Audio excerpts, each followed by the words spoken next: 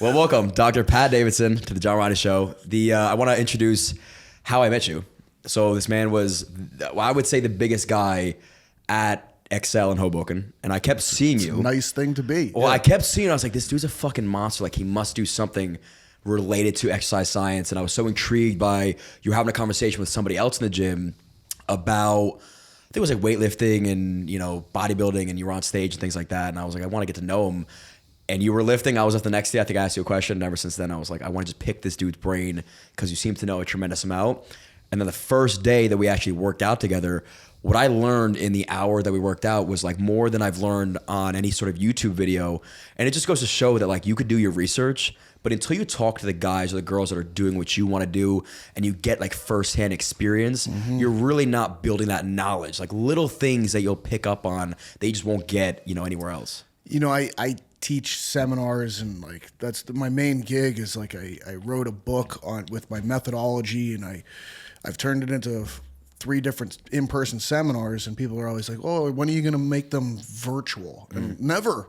Right. Because of what you just were talking about. Like if I don't get a chance to work with someone in person, hands-on, show it, have them feel it, give them feedback, it's never going to really learn what needs to be learned. And it's like you could spend years like trying to educate yourself online, every video, everything. Yeah. And it would literally take 2 seconds in person to be able to get it across. And you might never actually get it by trying to do it through video stuff. Sure. It might be like a cue that you use that like, oh, that makes so much sense, where you wouldn't have known if I didn't ask you the question how to answer that properly. But I think you do a really good job. You would do a really good job. I mean, you're on social now, but if you had some sort of page that was like dedicated to basic questions, like if I'm a beginner in the gym and this is, you know, I remember working out growing up, and I was always a little more intrigued by the scientific side of things, just because I guess that's how my brain works. But like even the process of building muscle. So if you were to explain to somebody in layman's terms, what does the process of building muscle look like? It's always hard to know exactly where to begin and where to end with when it's like, hey, if you were explaining to a 5-year-old how to grow muscle, and I have a 4-year-old son, and so we do talk about this to a certain degree. So when I talk to him, I basically say like, if you want to get bigger and stronger and have big, strong muscles, you need to eat some more food, man. Like you need to eat your dinner. You need to eat every meal. You can't skip meals. And I think that, and then I say you have to work hard. You know, like I try to take them out on hikes and stay real active with them. And I just say like, look, like you got to work to the point where you're a little uncomfortable and keep going. And so that's how I get it across to him. Eat more and stay uncomfortable with physical activity. Now, if I'm talking to somebody a little bit more sophisticated, we could say like not just any physical activity. Weights are going to be way better than other choices. Like you could do gymnastics. Gymnasts are jacked. You could wrestle. Wrestlers are jacked. But that's kind of like taking the scenic route to get to your destination. And if you just went to the gym and lifted weights, it's taking the highway. Right. So now what is, let's get a little bit deeper. What is the process? You told your 4-year-old son, eat more. Why are you telling him to eat more? What is going on in the body when you start eating more? If you think about like gaining muscle tissue, you are taking the energy and chemicals from food, and you are using the energy to power the processes of growing muscle tissue, and you are taking the chemical composition of food and using that as the raw material that can become new muscle tissue of your own. So if you are not in an energy surplus and you don't have the right raw materials, namely protein, what are you going to build the muscle tissue with? No. Like it's like expecting to build a house and you don't have wood and nails and guys to do the work. Yeah. You know? But the signaling to the body to grow is only really happening when you do things that require growth, like going to the gym. You got to threaten it. Right. You know, living things respond to threats. Right. Like, I mean, your body reacts the same way. Yeah. So the threat, quote unquote, would be adaptation to like a progressive overload, let's say. Yes. And so that is, if you were to take a beginner, if you were to program somebody that was 130 pounds soaking wet, beginner in the gym, what are you telling him is the fundamental, I guess, process of building muscle? Yeah, we have to challenge the muscle tissues, threaten the muscle tissues. There's some exercises that are really good choices that have lasted the test of time that we're going to go with for the different parts of your body. You're not going to grow your chest by squatting. Right. You know, we're going to attack the big upper body muscles. We're going to attack the lower body muscles. We're going to continue to make you lift heavier weights, do more reps with the weights, do more sets with the weights, and we're going to feed you. You know, more food on the plate, more weight on the bar, and we're going to keep that process going for you. That's generally what I'm going to tell somebody that's more of a beginner. Sure. And of course, the more sophisticated someone is, the more the conversation becomes more sophisticated. Got it. How important do you think it is for like a beginner, say, to understand the intrinsics of what's going on, like the anatomy of the body, or do you just tell them, hey, hit the gym and lift? I think that the more effort you put into learning, the better. Like, I've never thought that effort dedicated or directed towards a specific pursuit is ever bad. You know, it's, but you know, you can't just read about lifting weights. You have to actually do it. Yeah. You can't just study an anatomy chart. You have to test and challenge your anatomy. I guess that would be the issue if, say, somebody was over sophisticated and was nerding out about the anatomy, but like never really learned how to work really fucking hard. And I think we're reaching a point in like 2025 where you had, back in the day, dudes just knew how to lift. Like they were lifting weights up and down. Hopefully they got bigger. And then you had this transition over to like from bro science to now people that are in the gym and getting very analytical to saying this has to be the perfect form. But it seems like they then lost the art of just working fucking hard. And now it's like this beautiful mix in between. And I think that's how that's what you told me is like your perfect combination. Yeah. I mean, look, I think if you spend time with like a Division I college football team, you'll see people that look better than you'll ever look, who have barely touched weights. Yeah. You know, and when they do, they don't do a good job with it. So there's always these genetic arguments that kind of come in and like, oh, this guy didn't do that. And this, you know, so there are like fundamental approaches that work better than other approaches. Like what? Progressive overload. You know, utilizing compound exercises starting and then transitioning to more and more specifically localized exercises as you've kind of, you know, hitting certain plateaus. But I would just say, like, for most people, pick compound exercises that are easy to progressively overload, continue to push that process much farther than you think. Focus on the numbers, and then focus on the numbers of the food that's involved with. Like, you know, if I was to point out like things that I think are just the most common errors that I see with people, like number one, like people that are doing compound exercises, they're not getting down into the deep stretch part of the lift. You know, it's like they're not working close enough to failure, especially with lower body lifts. Like I'll see people do a pretty good job in the gym of getting close to failure with some upper body stuff. Sure. But very few people getting close to failure with their lower body. Can you explain what the stretched position is when you're lifting? Sure. Like with any muscle, there's a position where it's getting shorter and the other opposite position where it's getting longer. Like if you're going to get your quadriceps longer, you have to go into knee flexion. Right. So if you were squatting, this would be stretched. Yeah. This would be considered what? The short. Okay. So it'd be short versus stretched. Would be like the terminology. We call it short, long, or, you know, concentric, eccentric is the real technical terms. Okay. And, but it's, I think short and long is easier. Stretched and short and long is a little easier because you're like, all right, where does my quad look? It would be longer when it's stretched completely, shorter when you're standing straight up. Where are you, if you're going to take two halves of the movement, where are you experiencing more growth if you were to live in one of those two halves? I mean, the research seems to be indicating the long position, the stretch, is the part of the movement that drives growth more. So if I were to hypothetically want to grow my quads more, why would I do full reps? Why wouldn't I just stay in the hole and kind of come to like 90 degrees and keep going back? You could do that. There's nothing wrong with that. And it's how a lot of top bodybuilders historically have kind of trained too. Really? Like not locking out. You know what I mean? Like sort of staying, you know, whatever they call it, like keeping tension on the muscle, but they're basically staying in the more stretched part of the movement. When I see people doing a bad job in the gym, usually they're doing partials at the top. At the top part. In the short part. Got it. You know, it's like you see somebody that's like lifting with their ego on the leg press, they load the thing up and they move it about 1/4 of an inch. Right. And, you know, it's like that. You didn't do anything, dude. Like, it's all the things where it's like you see it and you're like, that's not doing anything for you. You know, like way too heavy dumbbells or barbell for bench press, and it's like 2 inches at the top. Sure. And it's like never got down even close to the chest. There's no stretch anywhere.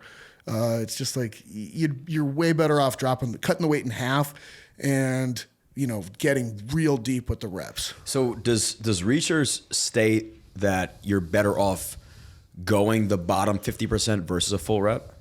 It seems to. I mean, there's some conflict with it now, but overall, it seems like the body of research has shown that the stretch position is more powerful for promoting muscle growth compared to the short position. I would assume, I mean, just like anecdotally, I guess the issue with that I would have would be, and we kind of like stated, or you stated, the fundamental approach to building muscles, like progressive overload. It'd be hard for me to know, like, all right, last week I did 8 reps, but they were half reps on the bottom. Yep. Where am I really going from? Did I get 10 reps full, or was I able to get, like, I think when you do a full rep, you know, I did 8 full reps, I have to get 9 or 10 full reps the next time. Yeah, I think that if it's a lot easier to compare apples to apples.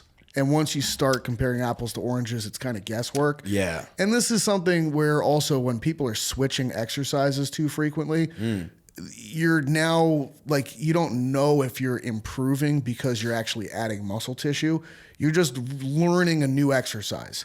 Sure. And like even when you're switching from a barbell to dumbbells with a bench press, like the first few weeks is going to be primarily like neurological, just learning this new movement. And so you are potentially adding weight with the same performance of the exercise, but it's not muscular growth that's driving it. It's you just literally learning to do the movement more efficiently and effectively. It is interesting how fast the body adapts, but in the beginning, you're like, what the fuck? Like you try again. I when we worked out together, we did a variation of a row that I've never done before. And I was like, this weight is falling out. I can't even do it. Yeah. And then in 2 weeks, I'm like, wait, I just doubled what I had on the first time. Yeah. Did my muscles double in strength and size? No, but I'm learning how to do the movement more. And I guess that is the argument against constantly switching up the workout, because the question I had was, I remember reading something about, you know, the whole debate, like, is soreness an indicator that your muscles are growing? And I heard Dr. Mike Isertel, you know, he argued that yes, if you're getting sore, your muscles are growing. But if you try something new, more likely than not, you're going to get sore. Doesn't necessarily mean that you're getting bigger and stronger per se. Like, how do you feel about, I guess, hypothetically, if I were to change my workout every single time I went to the gym? You're just not going to go anywhere. You know, like I think that even with the soreness topic, it should be divided into two things. Like soreness from new exercise, so like soreness from novelty versus soreness from an exercise that's already been learned that you've been training with for a while. And I think that if you're getting sore and it's the same exercise, that's probably a really good indicator. Right. If you're just getting sore and it's the first time that you did this exercise, it doesn't tell me anything. But why? Why are you getting sore then? Like, what's going on in the body? Well, you're stressing the tissue.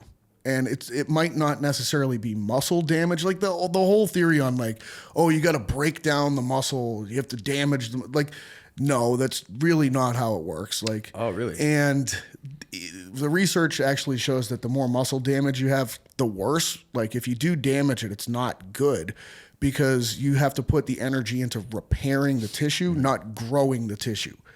So you don't want to damage the tissue. You want to stress the tissue. And then hopefully, like, there's going to always be some degree of damage. Sure. You know, but whatever damage exists, you are not using energy to grow. You're literally using energy to repair. So interesting. Because again, I always hear that like people that are enhanced and taking whatever, it's less about that they're working harder. It's more about they're able to recover more properly. So like, let's say both me and somebody that's crazy juiced up went through the same hard or intensity of a workout. I may be sore for the next week. This dude's ready to go in maybe 2 or 3 days, and he can then do that again and again.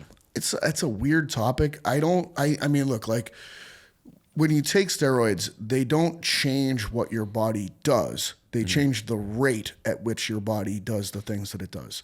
So they will increase the rates involved with making new proteins, and they'll keep that system on for more time.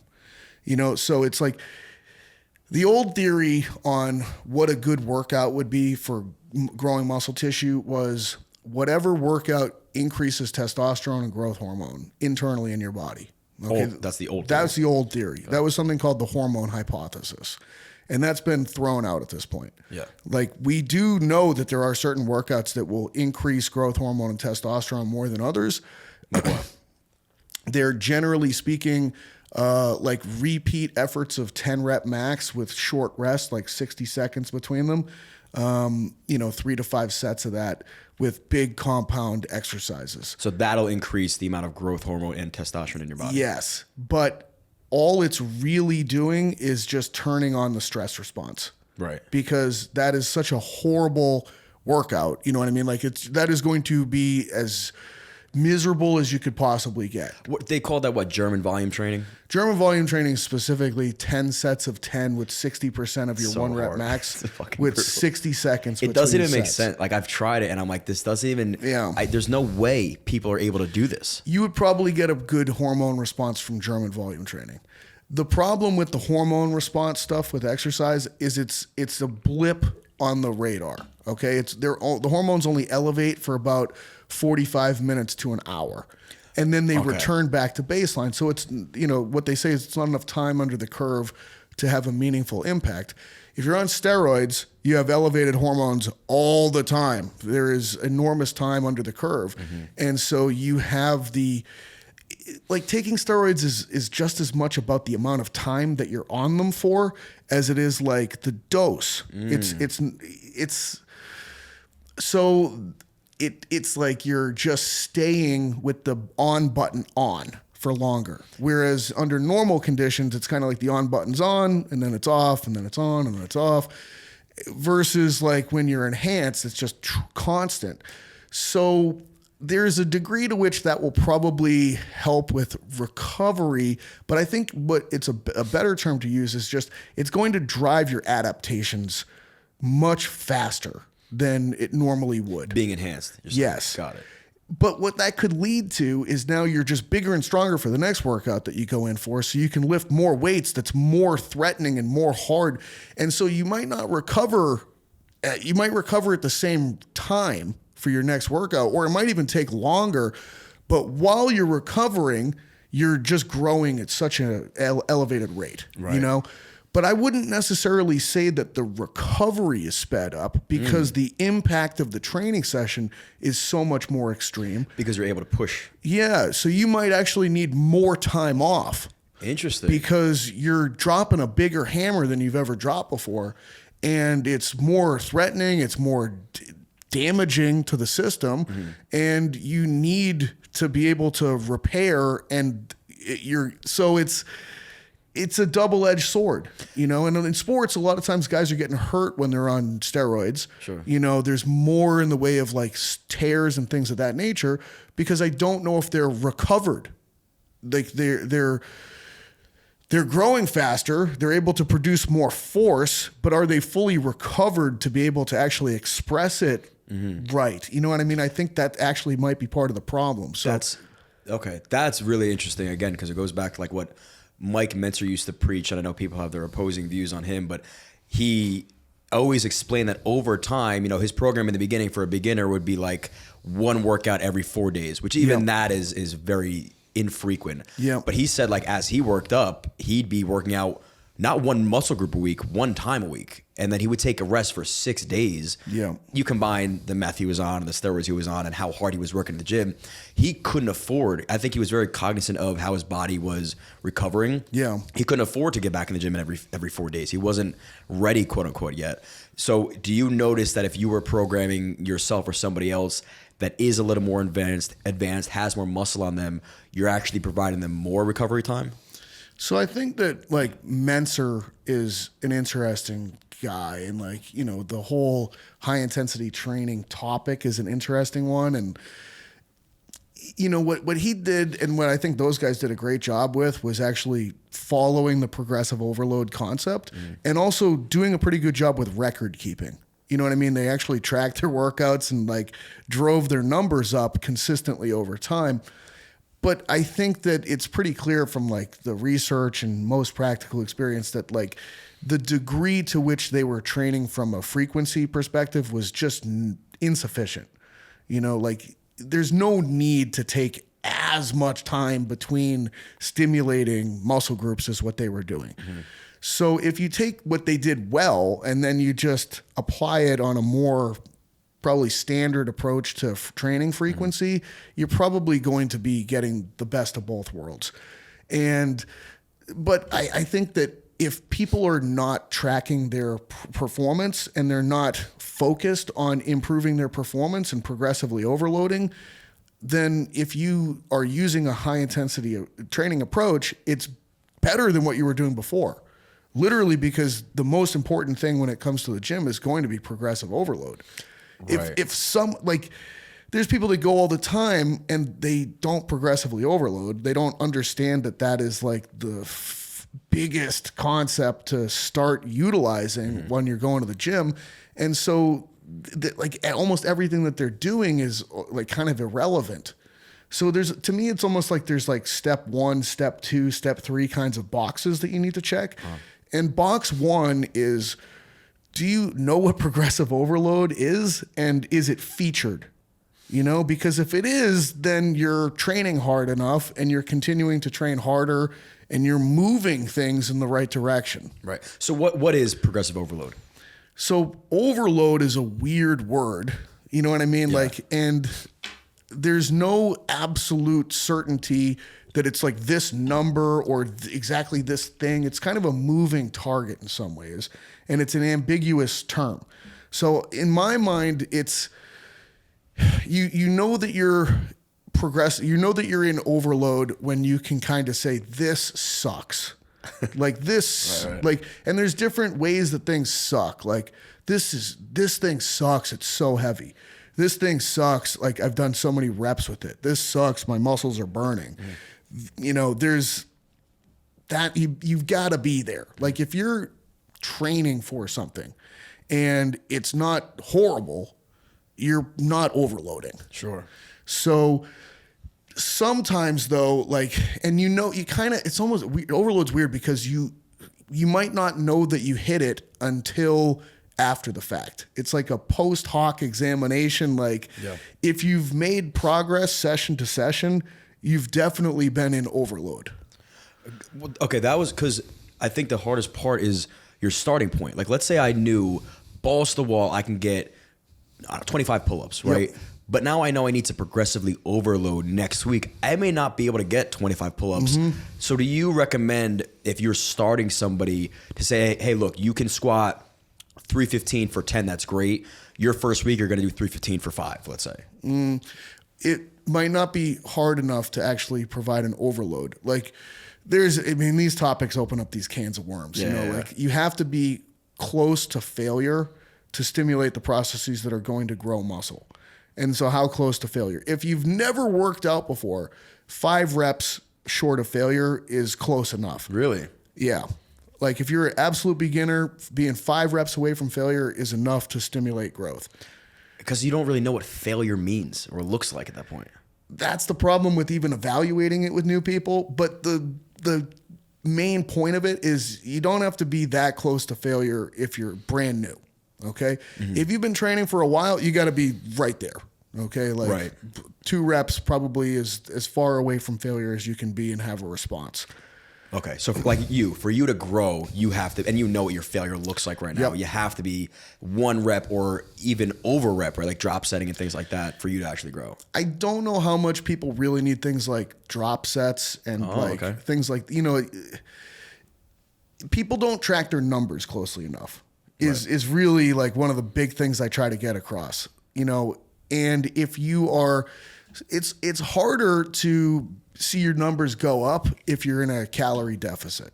Okay. Obviously, if you're losing weight, it's going to be really hard. And your overload might literally just be holding your numbers while you're losing weight. Got it.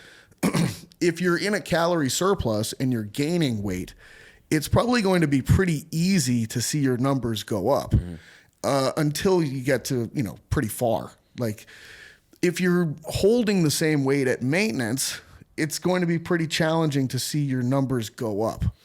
This is kind of what I mean about overload being a moving target. Yeah. It's dependent upon a lot of factors, Yeah. Because I remember when we spoke about, you're right now obviously post-show in a surplus. Yep. You're like, dude, I could do 3 sets and grow right now because my body's just taking in so many calories, where when you're in a deficit, you actually need more volume, ironically, because people probably think, all right, I'm taking in less calories. Let me work a little less hard because I can't recover well. Do you oftentimes reprogram, like if you are in a surplus, you will drop volume and increase intensity? If I'm in a surplus, it's escalating volume. If I'm in a deficit, it's escalating volume. If I'm in maintenance, it's a static volume situation. Really? Yeah, because I need to work harder over time when I'm in a deficit to be able to hold on to muscle tissue. Otherwise, I'm going to start losing muscle tissue if the deficit continues for a while. If I'm in a surplus, that which made me grow in the beginning might not be enough to make me grow as I'm becoming more and more accustomed to it. Right. So I need to keep pushing that a little further. It's like a surplus to me is like, it's your time to actually really like make some progress. Right, like you got to make hay while the sun's shining, and the sun is out right now. Yeah. So drive the processes. So you'd rather push an increased volume versus say weight?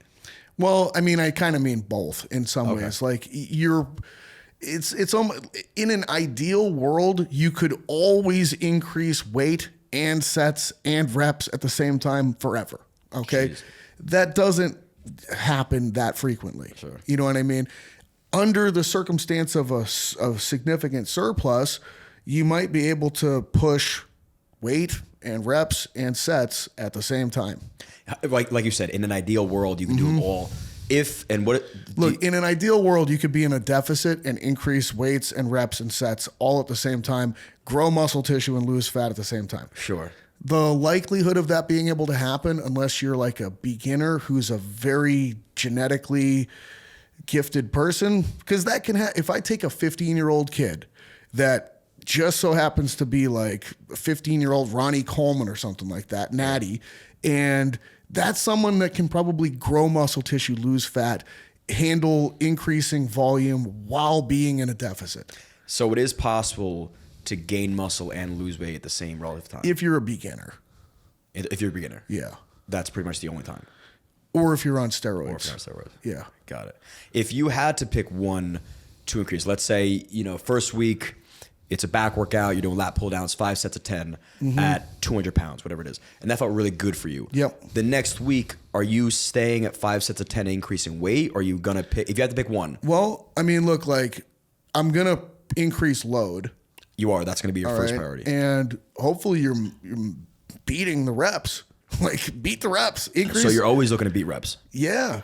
Yeah, for sure. Like I want it all the time. You know what I mean? There's never a point where I'm like, oh, maybe I just go up and load and, no, I want it all. Okay, so that's an interesting one. So if your program, let's say somebody else wrote it for you and it said 5 sets of 10, but you hit that 10th rep and you're like, you know what, I got fucking 2 more in me. Yeah. You're going to 12. Yeah. I mean, like it depends on how the program is written. If it says 2 RIR, reps in reserve, I'm stopping there. Right. So like Mike Isertel and RP, they do a great job with the variables that go into your training. So it'll be like week 1, a typical one of their programs with 3 reps in reserve. And then the following week, assuming that, your joints feel good and you have a decent response, you'd see an increase in sets for that exercise. And they would be going from 3 RIR to 2 RIR with more weight. Right. So you might get the same number of reps, but you know what I'm saying? Like you're just getting closer to failure. So it's common where you might see an improvement in rep performance, more weight, all that stuff. And that could just be a function of the fact that the program is letting you get closer to failure. When you say failure, are you saying complete failure or Functional failure as in like your form starts to give. I'm talking you can't get another rep. Okay. Yeah. So that's the argument too, right? Like some people will say stop when you can't perform the movement or when it looks like it is falling over, like you're squatting. Yeah. And, I'd say doesn't just look don't as do that, period. Like that's, like let's make sure that your technique is the same on every rep. And then let's kind of bring you closer to failure progressively with that same technique. Okay. Like I don't ever want to see just disastrous reps. Yeah. That's not good for anybody. But I guess like what movement are you really, if you know how or what proper form is, what movement are you going to be doing that like your form is breaking at, rep number 12? I don't know if I know how to squat. Yeah. Honestly, what's going to happen normally if I hurt something is like the first rep.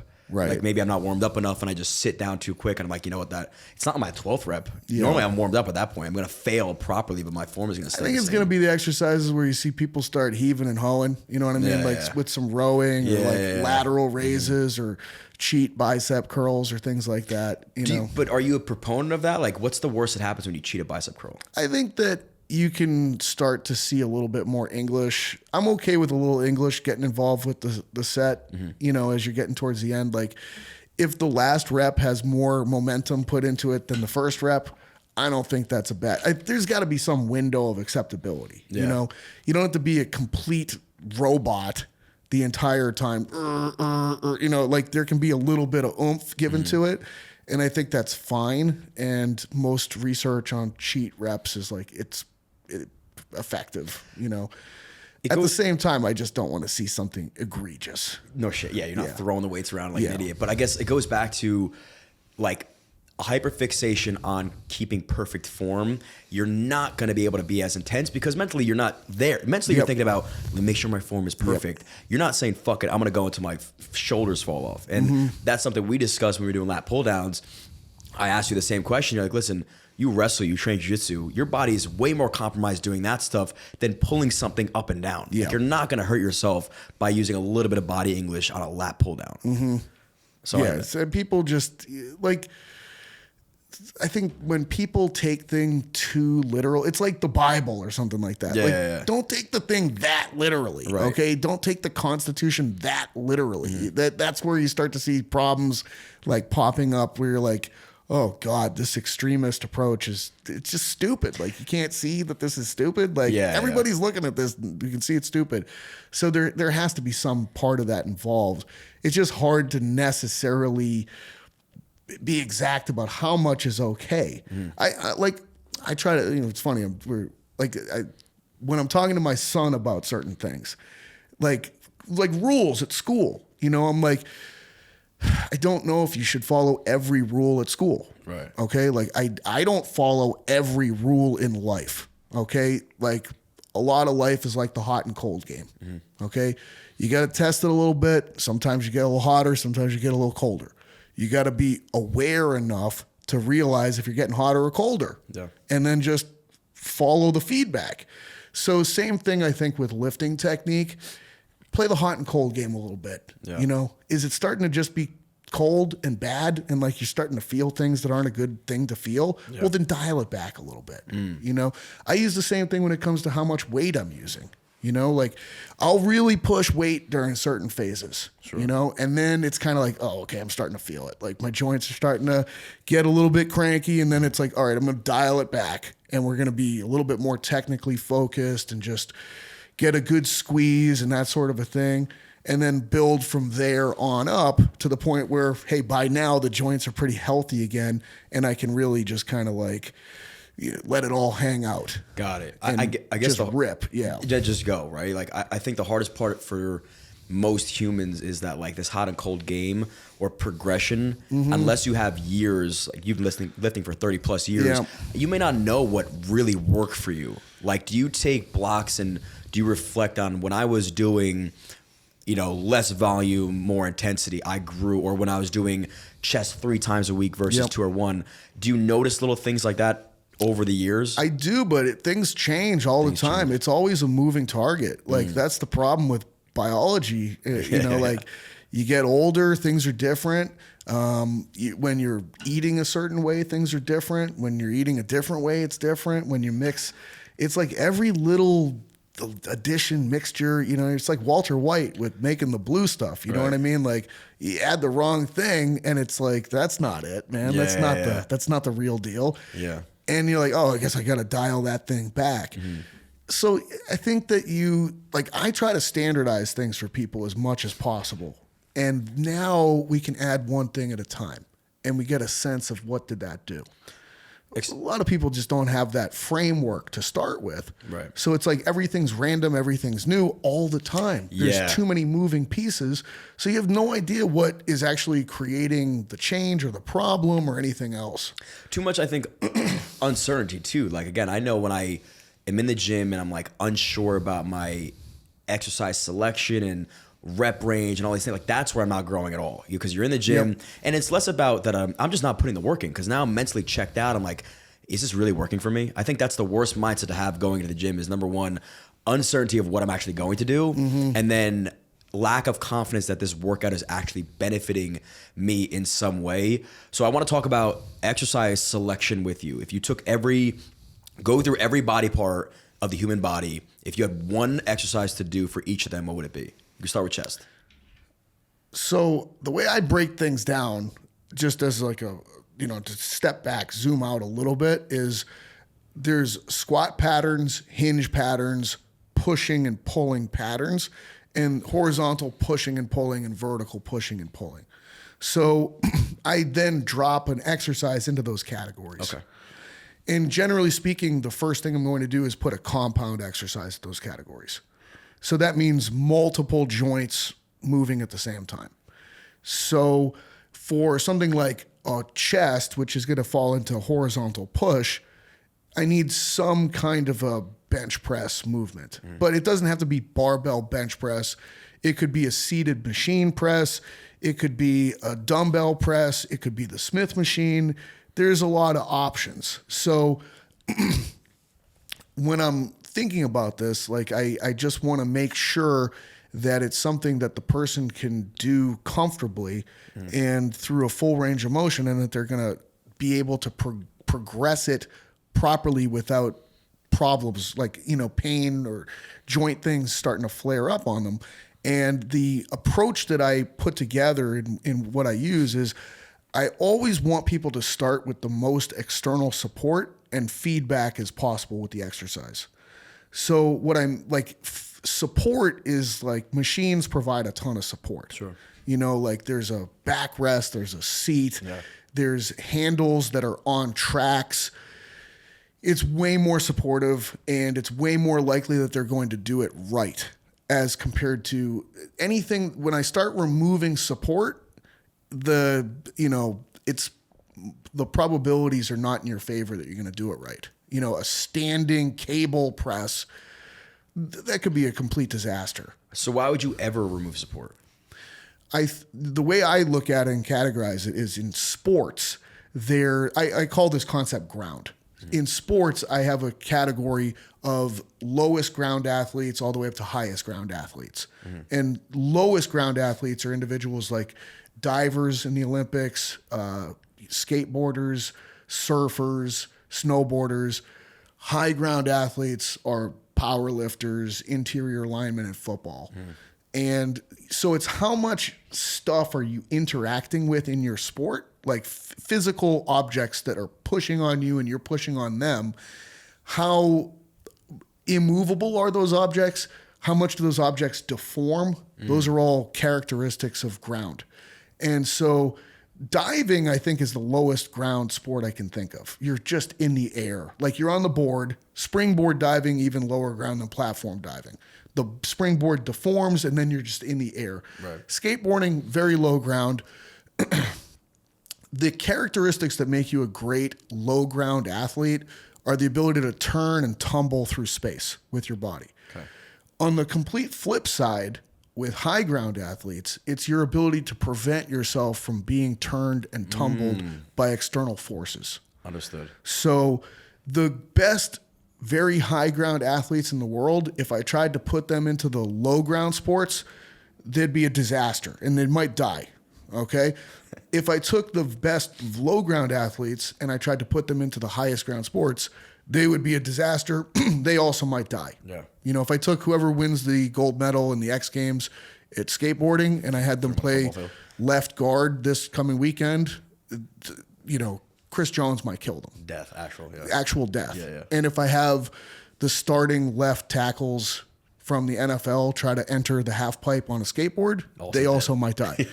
So it's like, to be great at high ground sports, it's the adaptation that's going to get you there is more tissue and more mass. Okay. That makes you harder to turn and harder to tumble. Understood. The stuff that makes you great at low ground stuff is oftentimes range of motion, as well as just neurological motor control and learning how to position your body for the tasks that are involved in those things. So obviously exercise selection has to do with your goals. Let's assume, yes, right. Like let's assume the goal right now is muscle tissue, just muscle tissue build, high external support exercises, and lots of neurological feedback. And that, when I say neurological feedback, I really mean like touching stuff. Like if you're on the train and you don't have a finger on the pole and the thing starts moving, you're going to get knocked around. The more that you're just touching, you can put one finger on the pole and you're going to have balance way improved. Yeah. So your proprioception is improved by the more stuff that you're touching. Sure. So I guess why then, again, like, why would you ever barbell press if you can just use a machine? You don't need to. Really? Yeah. You could build the same amount of muscle. I can go to the maybe gym. better. Wow. So why do you barbell bench, let's say? I don't really very often. Huh. I think that barbell bench is still pretty high ground because there's a back support under you, you know, and when you become skilled at a task, you like the support really stabilizes you. You know what I mean? When you learn how to do a weightlifting task well, you learn how to stabilize parts of your body and hold them still. Understood. Yeah. So, but at the same time, there's certain, like your biceps, for instance, like the preacher curl stabilizes the shoulder function. Like, you know, it allows you to maximize the elbow function of the biceps just simply by the way in which it supports you. Other things are very similar. Like if you're going to maximize your rectus femoris and your quad, you probably should use the leg extension because the seat and the backrest stabilize your body and provide anchors that are really good leverage points to push off of. I mean, so squatting and deadlifting is hard. If I wanted to build my legs, why would I not just go in the gym and do sets of leg extensions and leg curls? The forces from those exercises will probably never match squats and deadlifts because compound exercises allow you to use multiple joints at the same time. There you go. And when they team up, they allow you to express more force total and deal with more external forces total.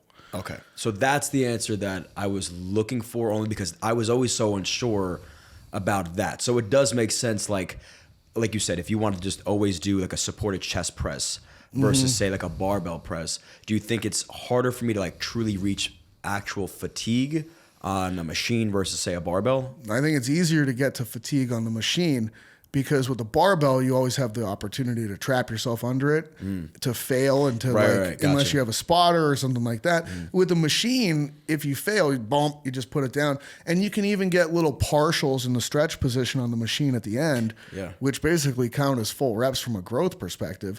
And if you're in a barbell and you don't have a spotter and you're just getting little partials at what are you going to do when you know what I mean? You're kind of stuck. So from a horizontal press movement, you think there's really no benefit to going like dumbbells or barbells versus a machine?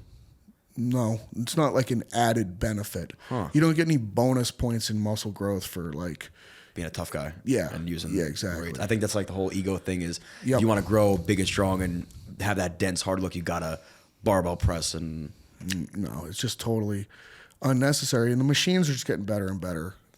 And a lot of times, like I'll get online clients and they're like, I kind of know in the beginning, like, okay, this person's probably hasn't been given a hall pass to use machines yet. And so they're going to be like I give them, I'm like, hey, they'll start saying like, oh, my shoulder feeling a little bit. Hey, have you ever tried any of the machines in your gym? And they're like, no. And I'm like, well, why don't you try one out? Like, let's, send me a video, see if you're doing it right. I don't like, you can't do it wrong, but they send it and it's almost like this message comes and it's like, hey, that actually felt pretty good. I'm like, oh, yeah, I know. Like it's like I'm giving you permission to do this dirty thing. Yeah. And it's like, then all of a sudden they're like, actually, I feel like I'm getting way stronger with the machine and everything else. And I'm like, yeah, dude, And so I really think the more external support and the more the thing is on tracks, like that is going to be, it's going to increase the probability you're going to hit the target muscle. And it's probably going to prevent spillover to some of the wrong tissues a little bit more. And what I mean by that is like your joints, connective tissues, those will probably take a little bit less of a beating. So because again, there is a difference between size and strength. Right? Let's say you're an athlete, a football player, whatever. There might not be that much of a difference between size and strength as what we think. I think when people think strength, they're thinking specific exercises. Right, like you're getting a better squat or yes. You can squat more weight now. Yeah, but the closest predictor of how strong you're going to be is the cross-sectional area, how big the muscle is. Sure.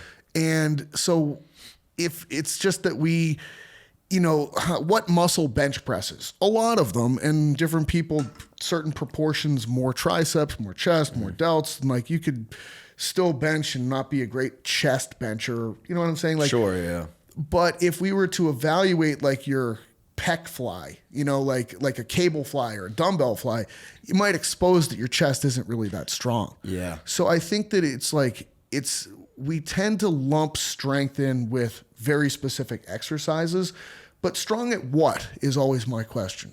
I guess what exactly, right? If my question is always the translation from in the gym to then let's say your sport. If your sport is bodybuilding, then all you care about is looking good on stage and being big and all these things. But me as somebody who trains on a mat, I always want to make sure that strength translates over properly. Do you think compound movements will translate strength over better than say a machine press? So my solution to this is this ground talk and topic. So I have athletes on a ground spectrum, and then I have exercises on a ground spectrum. And so for squat, it's like a very high ground squat would be a hack squat, a pendulum squat, a leg press, Smith machine. And then for, that's very high ground. Then there's high ground, and that is free weight squatting. That's less high than a pendulum squat. A barbell would be less high than a pendulum squat. Why is that? Because the pendulum squat is more support. It's got a back rest, a head rest, a pad against your butt. You're holding on to handles. Yeah. A barbell, you're just holding onto the bar and your feet are on the ground. That's it. So what's like the lowest ground squat? Well, the way that it works is you go from 2-foot machines as very high ground, and then high ground is 2-foot free weight, and split squat machines. Okay.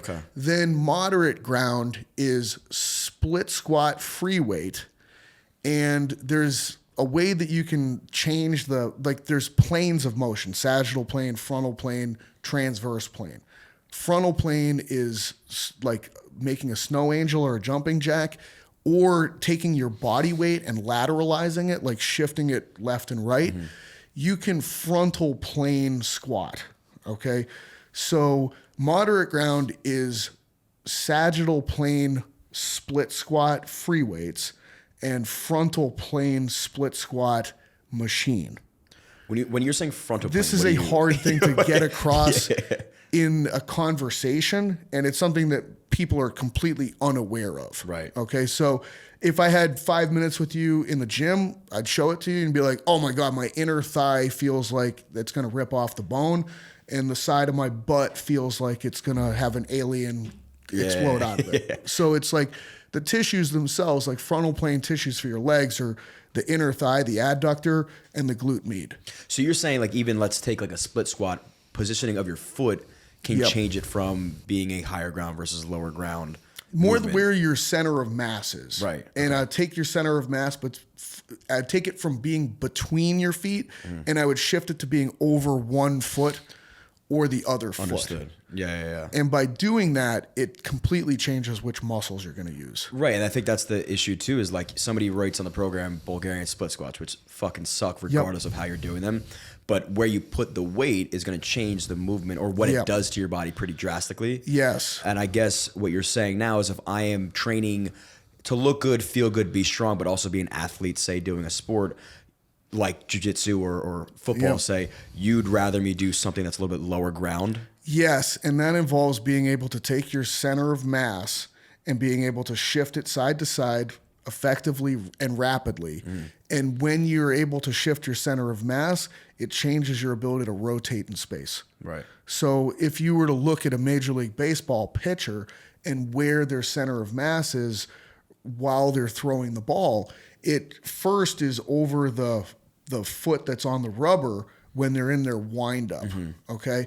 And then they have this rapid lateralization of their center of mass towards the front leg, and then they're over their front leg when they're having their follow through, which allows them to pivot appropriately. Okay. Understood. So and with all sports, like if you were to break down, and when I'm talking about center of mass, it's like your belly, your nose, your chest, your belly button, your zipper.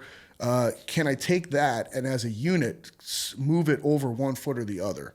And when you see great athletes and you understand this concept, you see that they do it better than most people do. Yeah. Like Luka Doncic, his ability to lateralize his center of mass, he's not super fast. He can't jump over a phone book. But this dude is going to break everyone's ankles because he can perfectly center his mass over each foot, moving laterally. People just assume it's balance. Like somebody like that has great balance. Balance is based on this concept. Right. And then your ability to pivot and spin on someone is based on this concept. Yeah. So his low ground characteristics are superior to most other athletes. Same thing with wrestlers that are hard to throw. It's like they just put their weight over 1 foot and they feel like they weigh 1,000 pounds. Yeah. And no one knows why. But if you understand this concept and you see it in video and pictures, you're like, oh my God, that's why. Like you look at Roger Federer hitting a backhand and his weight is perfectly over the foot. A great golfer, same thing. It's like they're stacking their whole weight over one of their feet. And so I can create this in the gym and improve someone's ability to do this stuff if I understand what the hell it is. It's interesting because, balance and things like that you're, mentioning kind of tie into what you would consider to be athletic. If somebody was able to be like low ground athletic. Right. Like, like that person can pick up and just get on a mat and be naturally decent. Yes. That dude's athletic. And we oftentimes assume that you can't build or increase athleticism, but you can. Right. I mean, you can, if in a year you started training more jiu-jitsu and you were on a mat and doing these sort of lower ground movements, you would feel yourself becoming more athletic over time versus doing just straight, I would assume, like compound movements. You'd see it. Because so much of this stuff is like your ability to put your weight over a foot and pivot, and that's what a lot of like, when it's like hard to define, why is this person so good at sports? They're always open. And it's like, you can't lateralize and you can't pivot the way that this person can. Yeah. And until you get taught and shown what it is, and when I'm teaching this in seminars, I always put up the statue of David, because David is perfectly centered over his right foot. Perfectly centered. And everything on the left side of his body allows his weight to shift away from the left, and everything on the right side of his body allows his weight to be on the right side. And Michelangelo understood this, perfectly understood this. And from an aesthetic standpoint, you're like, wow, that just looks so good. Why does it look so good? And until someone points out to you, well, look, his nose is directly over his sternum, which is directly over his belly button, which is directly over his zipper, which is directly over his right big toe.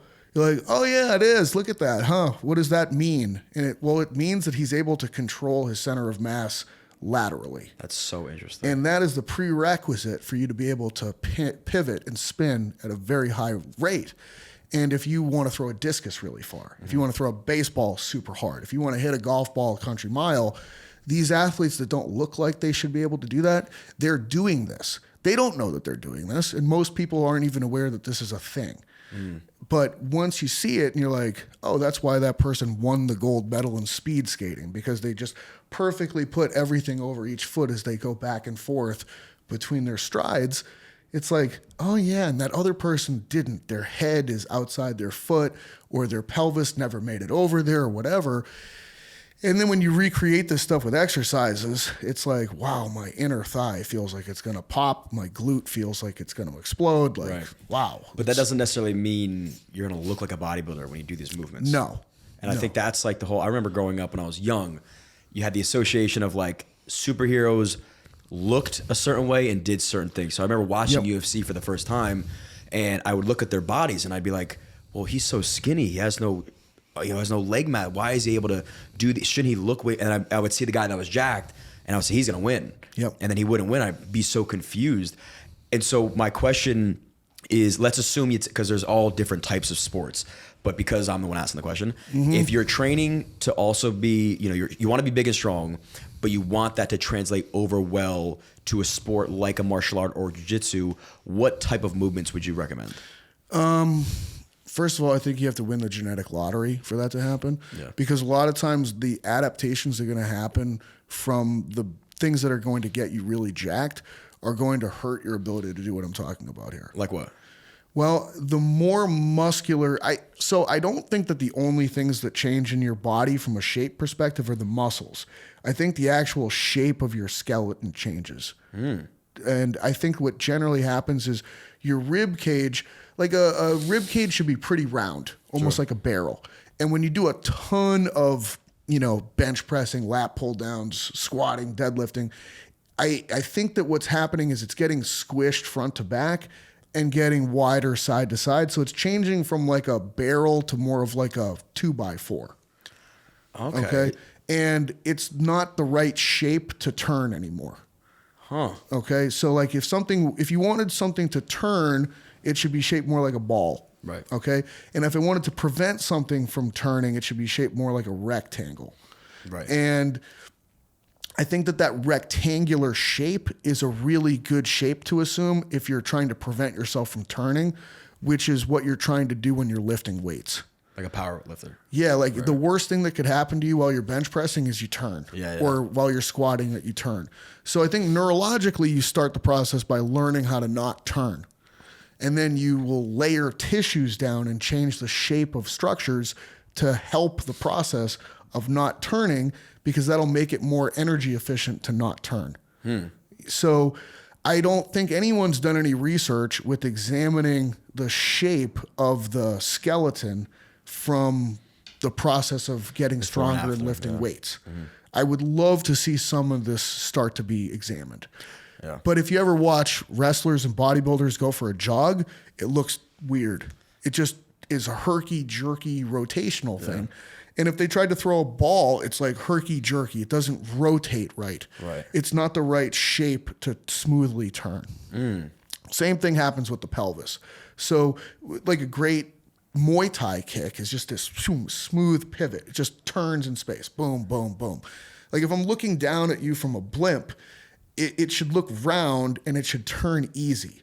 And if it's flat and wide, it's going to turn herky-jerky, Like when I'm talking about this, I've mentioned the pirate boat ride at the fair. And imagine if you changed the shape of that arc and it was now like a long, flat bottom and then a very steep right angle ascent. It would just be like, and like, get me off of this thing. I don't like it. Stop making it try to turn. Right. So same thing with this.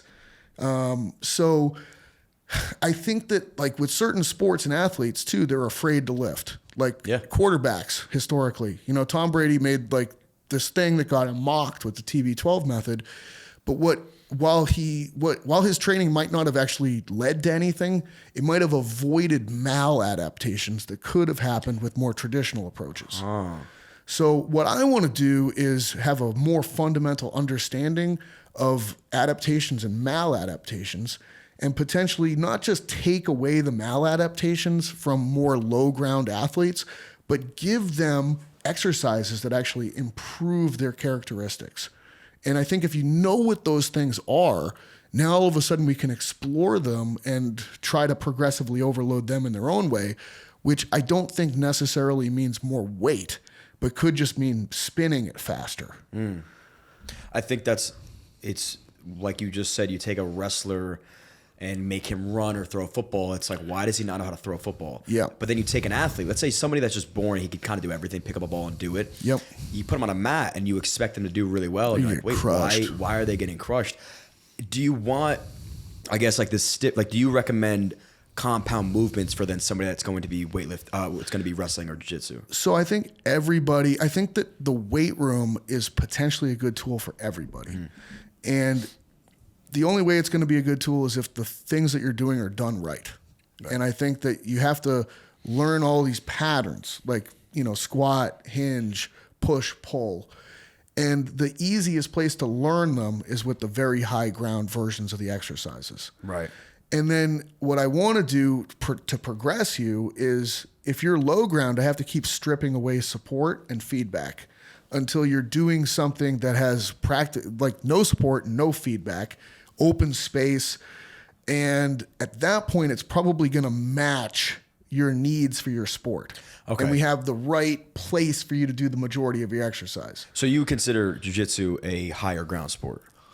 I don't know. It's a little bit of a mix, because when you're standing and, you don't want the guy to turn you or tumble you. Right. It's higher ground there.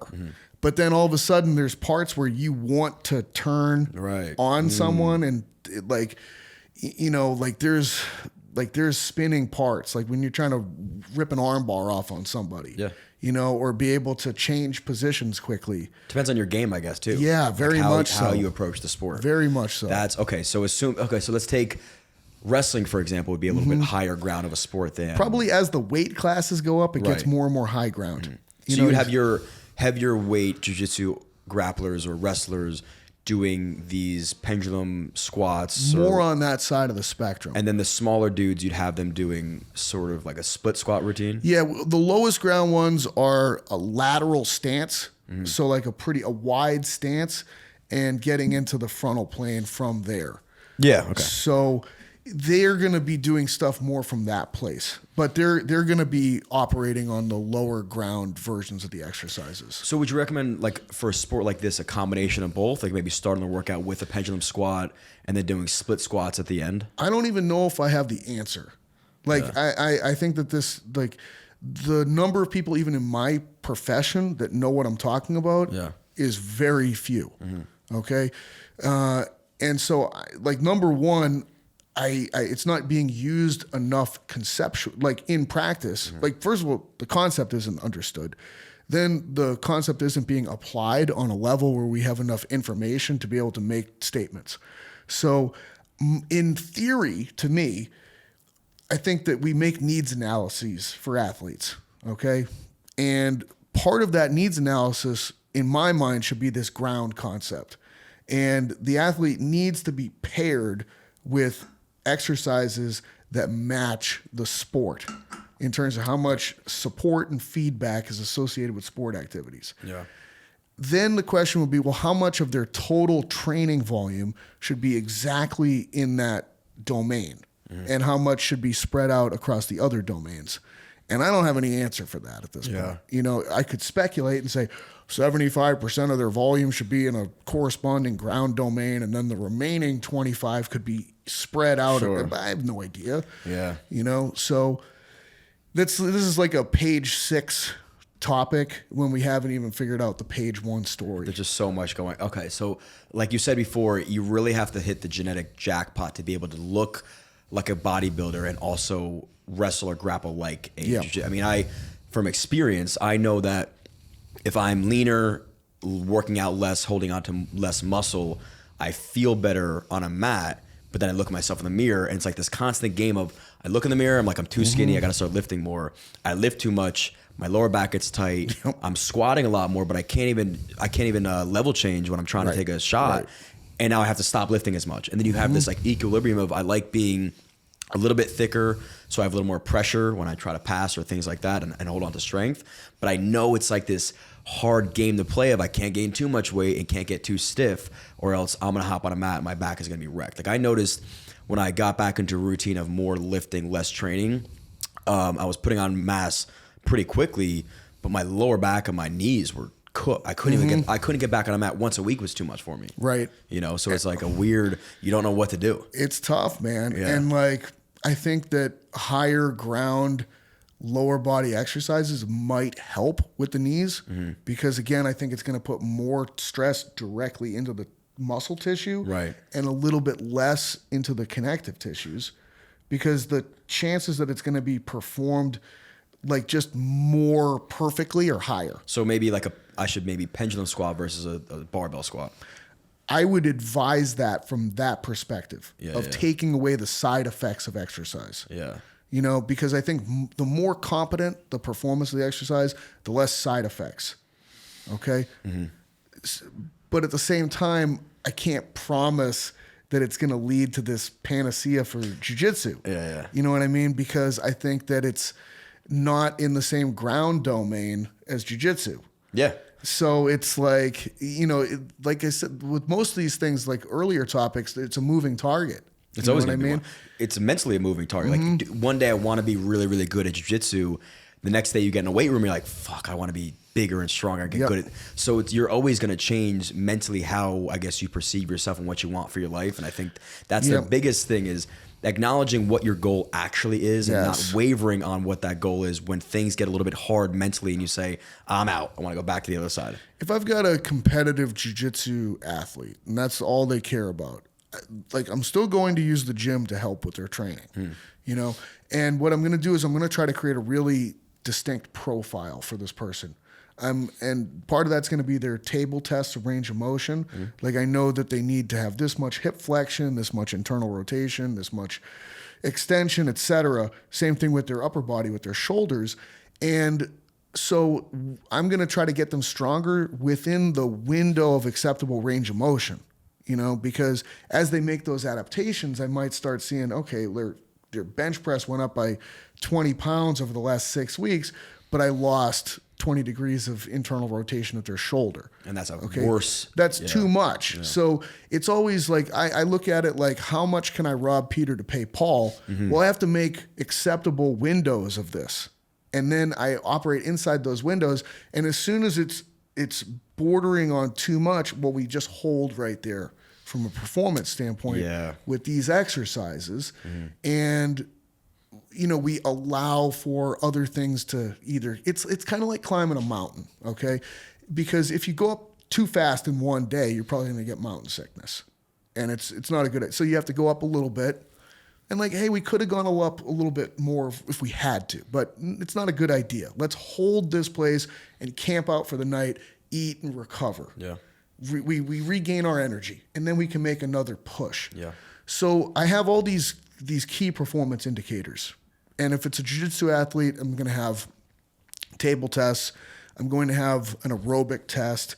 I'm going to have some strength tests. That's a good basic place to start. Sure. Now, if all of a sudden my strength numbers are going through the roof, okay, well, let's see what happened to the aerobic measurements. Yeah.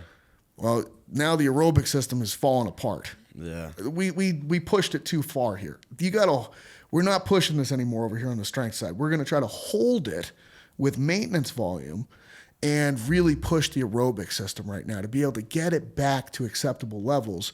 And hopefully we held this strength over here while the aerobic system caught up. Do you notice an inverse relationship between strength and aerobic ability? Like somebody that's getting stronger? I notice it with body weight. Right, obviously. Yeah, you know, when I go up in body weight, it's like, oh boy, my aerobic system, even if I'm training it pretty consistently. Matter. No, it's just like, whoa, this is tough. But, you know, if my aerobic performance was super important, I wouldn't be able to gain as much weight. Because you're focusing more in the gym. Like you only have so much time in the week to do certain things. So you have to practice. If you're a jiu-jitsu athlete and you care about jiu-jitsu, you're not going to have the time to be in the gym 4 times a week. You have to be on a mat at least 6 times, 7 times a week. You got to have, it's just this concept of key performance indicators. And you have to have have those things. And you have to understand that when one goes up, it might infringe on the others. Yeah. And so having cutoffs, okay, this one went up and this one's now starting to plummet. It's like, where's the upper limit and the lower limit for your different key performance indicators? And when one's at an upper limit causing another to be at a lower limit, it's time to stop pushing the one at the upper limit. Yeah. Okay. But hopefully what you can do is maintain it there with a lot less work while this one now comes up. And now we could push this one again. Right. But you're not allowed to operate outside those windows of acceptability. Understood. With bodybuilding and body composition, it's a simpler key performance indicator concept. It's fat mass and muscle mass. That's it. So there's times where I want to add more muscle mass and I have to eat in a surplus. And if I'm doing that, I am going to get fatter. There's no way around that. But I have to have some level of measuring how fat I am. And when I hit the upper limit on acceptable fatness, I'm not allowed to gain more weight. Now I have to diet down and lose fat, hopefully not lose any muscle, but I'll diet down till I'm lean enough to begin that process again. Yeah, that's just the constant back and forth. Well, I think even gaining weight, for example, right? Like you will drop body fat percentage if you gain 5 pounds of pure muscle, right? Like yes. Now you weigh more, but percentage wise, you have less fat, kind of in that ratio. And I think people kind of forget that part. Like building muscle is just as important, if not more important, than just shredding, pounds of body fat. For aesthetics. Like, yeah, exactly. I would say 99% of the time, for everyone, you're going to look better with more muscle tissue. People overestimate how much muscle tissue they actually have. Like people that think they have an overly muscled look and that's why they're bulky, they're just carrying too much fat. Plain and simple. Yeah. Like, when you actually diet down, you're going to be so disappointed with how much muscle you actually have. I think people, like you said, don't realize how hard it is to put muscle on. I mean, you've been training for 30 plus years. Yep. I've been in the gym for 10, 15 years, and it's like this doesn't happen overnight unless you're a beginner, like you said, or you're new to and taking some sort of performance enhancing drug, and now in a month you're like, holy shit, I look like a demon. But other than that, it's like, dude, it takes a very long time. Do you think that high ground and low ground, are certain exercises better for muscle growth than others? Yeah, I think high ground, the higher ground ones. Yeah, no question. I don't. If like that's one of the things I try to do is just if your goal is the way that you look, we're staying high ground to very high ground. There is absolutely no reason for you to do anything low ground. It's, if your goal is to play a sport that involves a lot of turning and tumbling, you don't have much business in the high ground realm, except to learn how to do the patterns that we then are going to bring down to low ground. Got it. So we covered exercise from like a purely muscle building standpoint. Let's focus on supplementation. What are key supplements you should be taking if you're trying to build muscle? Protein, creatine. Those are probably your only real top tier supplements. That's it. I think so. And then some of the other ones that are probably decent are things like caffeine, vitamin D. There might be some other ones, but I think people just, get very excited about supplements, and outside of performance enhancing drugs, like there's not a lot that you're going to get out of supplements. Do you take a pre-workout?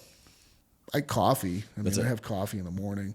But I'm older, you know what I mean? I kind of came in before the age of pre-workouts. Yeah, that's true. And, I remember somebody giving me a pre-workout, and it was like, I could feel my heart in a really bad way. It's fucking terrible. It was like, this is all the bad parts of recreational drugs without any of the good parts of recreational drugs. Yeah, that's a really good, exactly. And like, this is not cool at all. Like, why would I want this in my system? I'm not going to go to bed tonight and I have anxiety.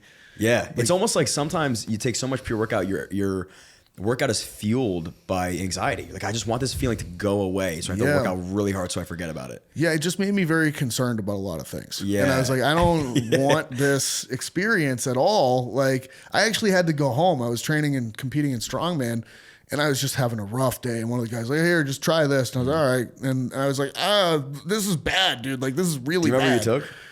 I don't even know what it was. Was it back in the day where like when I feel like what was there was like one compound. Jack 3D is yeah, the one but Jacked had something in it like a drug that's now illegal. Yeah, I don't know what it was. I'm sure it was some sort of meth. I'm sure it was a good one. Yeah, whatever this guy gave. I don't know. I feel like meth would have felt better. You've never taken like any sort of like recreational like that to work out? No. Like Really? I've never taken any like hardcore drugs as like normally used for recreation to power a workout. No. I've lifted weights while being on mushrooms, which was amazing. Really? It was like I've never been more connected with the exercise and my body and that whole thing. But I was like 18 years old, and it was the first time I ever took mushrooms. And for whatever reason, I had a home gym in my basement, and I was like, I just really want to see like what it feels like to experience like what I usually do under this circumstance.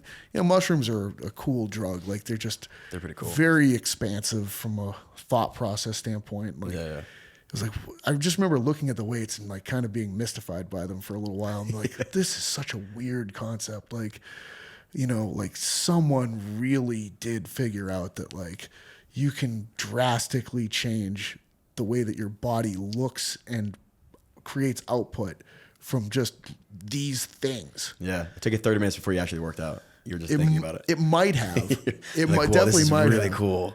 Yeah. But like I should start now. Then I just remember squatting and being like, wow, this feels wild. Like really? This is such a wild feeling. Like this interaction with this bar on me. Yeah, it was like it was a exercise in appreciation almost more than anything. Why didn't you keep doing it? Well, I think I worked up to like, using mushrooms and working out. I think at that time, I mean, I was taking a lot of mushrooms at that time, but I was mostly taking them and then going playing basketball, which was... You were a basketball player. Surprisingly pretty good when I was a kid. Yeah. And then like, at that point when I was like 19, I would go down to the park and play a lot. And I remember the first time with mushrooms and basketball, I went there and like randomly the two best kids that were in high school on the varsity team were there, and we played 21 as a group of 3, and I absolutely destroyed these guys to the point where they were like, what the fuck, dude? Like, how is this possible? Yeah.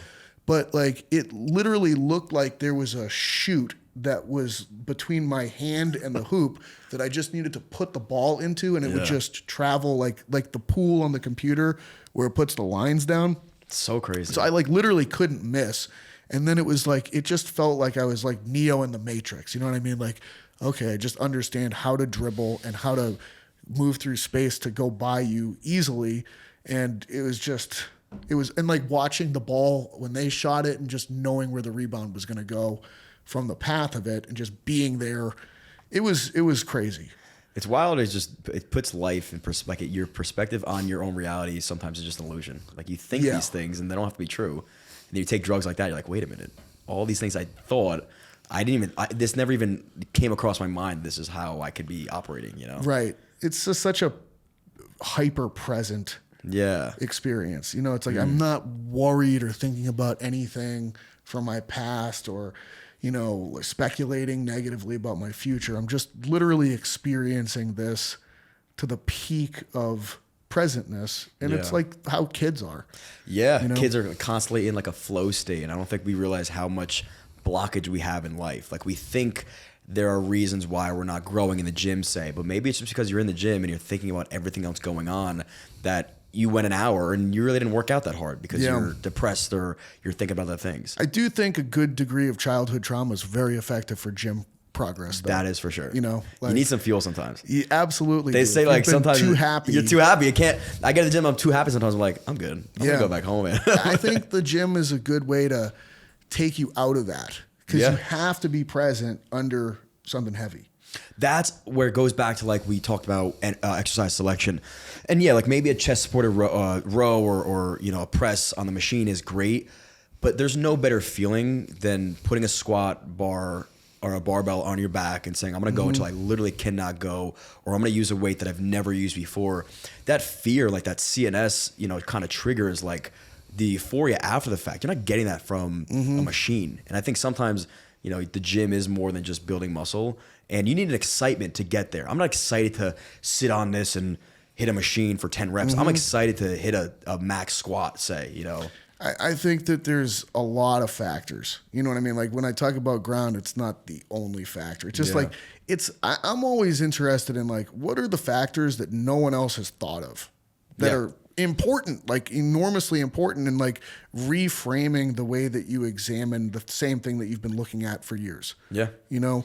And so that's what I probably specialize in terms of, you know, fitness is like, hey man, I've been staring at the same friggin' gym as everybody else for a long time. Yeah. But I'm going to notice things from my own weird perspective that are different than what everybody else has noticed. And I'm going to build an entire model around this. Yeah. You know, and I like that's just the way that my brain is operated historically. Yeah. But I recognize that it's not the only perspective or the only thing that matters. But you could superimpose this concept onto other concepts and be able to manipulate all these things to give you a better result more often. Yeah.